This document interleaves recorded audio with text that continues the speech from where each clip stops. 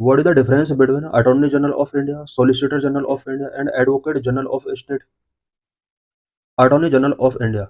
Attorney General of India is the highest law officer in the country.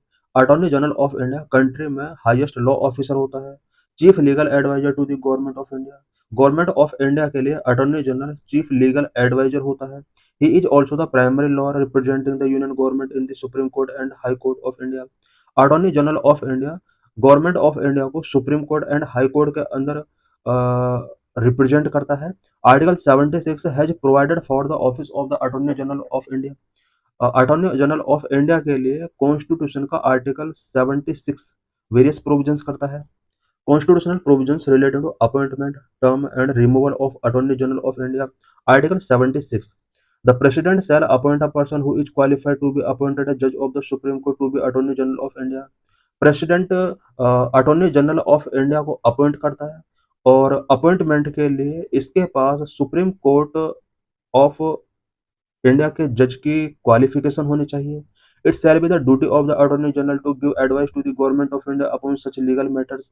Attorney general of India की ये duty होती है कि वो लीगल मैटर्स पर गवर्नमेंट ऑफ इंडिया को एडवाइस करे. इन the performance of his duties the attorney general shall have right to audience in all court in the territory of India. Attorney general of India के पास ये right होता है कि वो टेरिटरी ऑफ इंडिया के किसी भी कोर्ट में ऑडियंस कर सकता है. The attorney general shall hold office during the pleasure of president and shall receive such remuneration as the president may determine conduct of government business. Attorney general of India president के pleasure के base पर office hold करता है. Article 88 right to speak and to talk part in proceedings of either house any joint sitting of house and any committees of the parliament. Constitution के article 88 के according attorney general of India को parliament के किसी भी house में joint sitting proceedings में part taking करने का इसको राइट मिला हुआ है. Article 105 powers privilege and immunities of attorney general. Article 105 के अंदर अटॉर्नी जनरल ऑफ इंडिया के लिए पावर्स प्रिविलेजेज एंड इम्यूनिटीज मेंशन की गई हैं. Removal. Further, the Constitution does not contain the procedure and grounds for his removal. He holds office at the pleasure of President.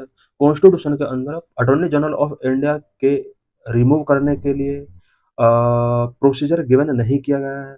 उसके removal के लिए क्या क्या ग्राउंड्स होंगे इससे रिलेटेड भी कॉन्स्टिट्यूशन में कोई प्रोविजन नहीं किया गया है. ही holds office at the pleasure of president. President की प्लेजर पर ही वो ऑफिस होल्ड करके रखता है. Duties and functions performed by attorney general.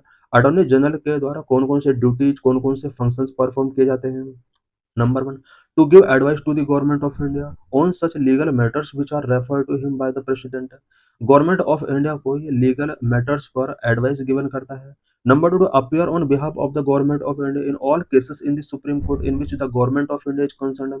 Supreme court के अंदर गवर्नमेंट ऑफ इंडिया के बिहाफ में ये अपना आपको रिप्रेजेंट करता है. Number 3 to represent the government of India in any reference made by the president to the Supreme Court under Article 143 of the Constitution. Supreme court के लिए प्रेसिडेंट के द्वारा जो भी रेफरेंस मेड किए जाते हैं अंडर आर्टिकल 143 उसके लिए भी गवर्नमेंट ऑफ इंडिया की तरफ से अटॉर्नी जनरल ही रिप्रेजेंट होता है. Number 4 to appear when required by the government of India in any court in any case in which the government of India is concern. किसी भी हाई कोर्ट के अंदर गवर्नमेंट ऑफ इंडिया की तरफ से अटॉर्नी जनरल ही represent करेगा. Difference different rights and limitations of the attorney general of India. Attorney general of India के क्या क्या राइट्स हैं क्या क्या लिमिटेशंस हैं. Rights. Number 1 right to audience in all court in the territory of India. India के territory में all court के अंदर इसको ऑडियंस का राइट है. Number 2 he has the right to speak and to take part in the proceeding of both the houses of parliament और their joint sitting and any committee of the parliament of which he may be named a member but without a right to vote. Attorney general of India parliament के बहुत houses की proceedings में joint sitting की proceedings में and parliament की committees में specially जिस committee के एक मेंबर के तौर पर अटॉर्नी जनरल ऑफ इंडिया को नेम्ड किया गया है ये सभी में पार्ट टेकिंग कर सकता है बट वोटिंग करने का right attorney general of India को नहीं होता है. Number 3 he enjoy all the privileges and immunities that are available to a member of parliament. Parliament के मेंबर्स को जितने भी प्रिविलेजेस एंड इम्यूनिटीज मिली होती हैं अटॉर्नी जनरल को सारी इम्यूनिटीज यहाँ पर मिली होती हैं. It means member of parliament के इक्वल इसको प्रिविलेजेज एंड इम्यूनिटीज मिली हुई हैं। कुछ वर्ग इसके एमपीज के इक्वल हैं। पार्लियामेंट के बहुत हाउसेस की प्रोसीडिंग्स में पार्ट टेकिंग कर सकता है। पार्लियामेंट की जॉइंट सिटिंग में पार्ट टेकिंग कर सकता है। पार्लियामेंट की कमेटी का मेंबर हो सकता है, बट इसको वोटिंग का राइट इसको नहीं होता है। Limitations. He should not advise or hold a brief against the government of India. Government of India के अगेंस्ट ये एडवाइस नहीं कर सकता है, ब्रीफिंग नहीं कर सकता है। Number 2, he should not defend accused persons in criminal prosecutions without the permission of government of India. Government of India के परमिशन के विदाउट वो क्रिमिनल प्रोसिक्यूशन के पर्सन के एक्यूजेशन को डिफेंड नहीं कर सकता है। Number 3, he should not accept an appointment as a director in any company or corporation without the permission of the government of India। Government of India की permission के without वो किसी भी कंपनी कॉर्पोरेशन में as a director appointment accept नहीं कर सकता है। Number 4, he should not advise any ministry or department of the government of India or any statutory organisation or any public sector undertaking unless the proposal or reference in this regard is received through the Ministry of Law and Justice Department of Legal Affairs।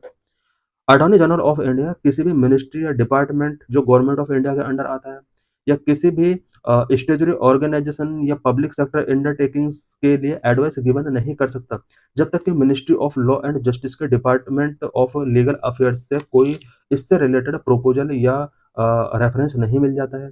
It means attorney general of India, ministry of law and justice, department of legal affairs के recommendation के बाद ही government of India के under आने वाले किसी other ministry या department को एडवाइस कर सकता है।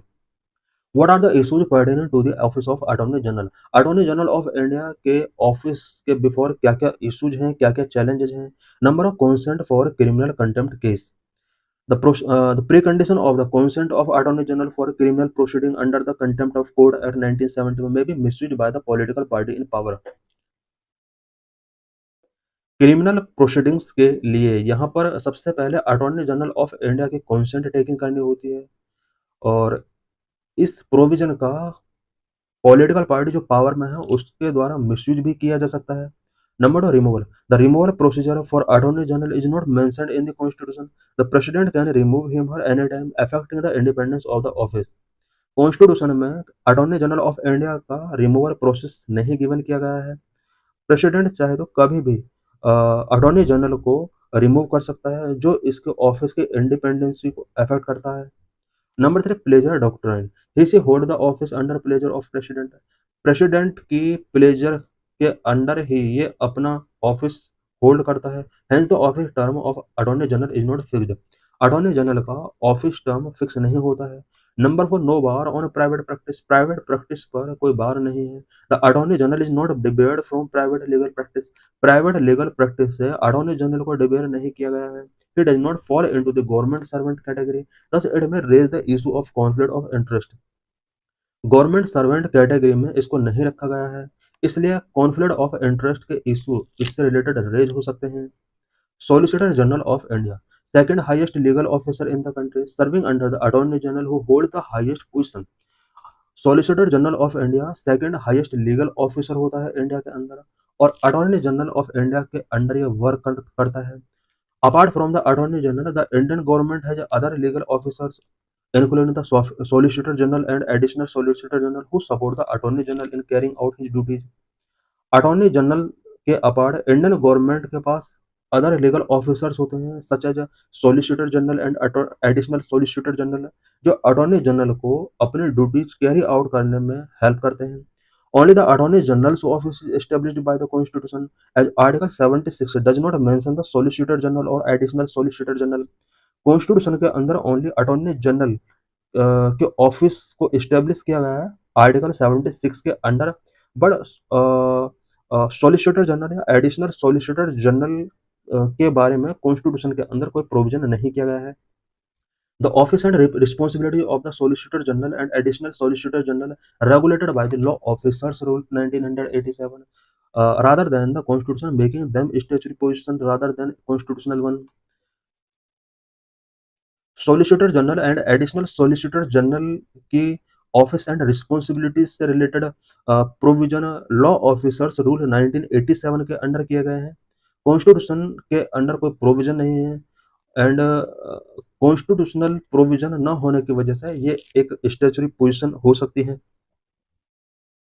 इट मीन्स अटॉर्नी जनरल का जो पोजीशन है वो कॉन्स्टिट्यूशनल पोजीशन है, जबकि solicitor general and additional solicitor general constitutional post नहीं है, ये स्टैच्यूटरी पोजीशन है बिकॉज़ कॉन्स्टिट्यूशन में इनसे रिलेटेड कोई प्रोविजन नहीं किया गया है।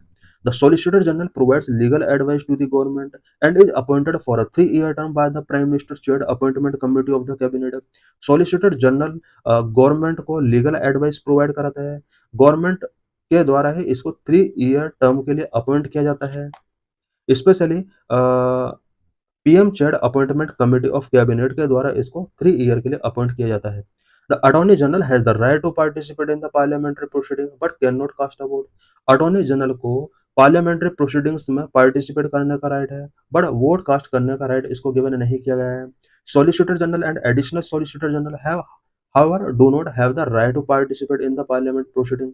Solicitor general and additional solicitor general दोनों को ही पार्लियामेंट्री प्रोसीडिंग्स में पार्टिसिपेट करने का राइट नहीं गिवन किया गया है। Advocate general at state level highest law officer in a state. Advocate general state के अंदर हाईएस्ट लॉ ऑफिसर होता है।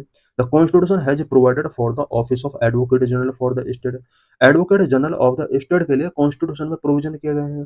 Constitutional provision under article 165 the governor of each state shall appoint a person who is qualified to be appointed a judge of the high court to be advocate general of state।